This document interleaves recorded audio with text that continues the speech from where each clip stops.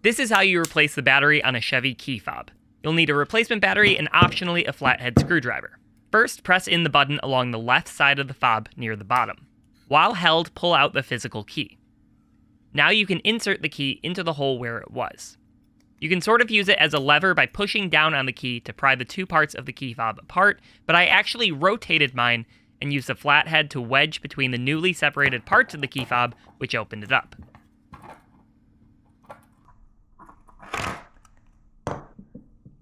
Using the flathead, you can remove the battery, making note of which way the battery is facing. Put in the new battery the same way the old battery was, and you should be good to go. Now, most will use a 2032 battery, but if you are unsure, you can check underneath where the battery is held and it'll tell you. I have a link in the description down below if you need one. Now just put the two parts of the key fob back together by pressing them against each other. This might take a little bit of finagling to get it just right, but keep at it until it sort of clicks back into place.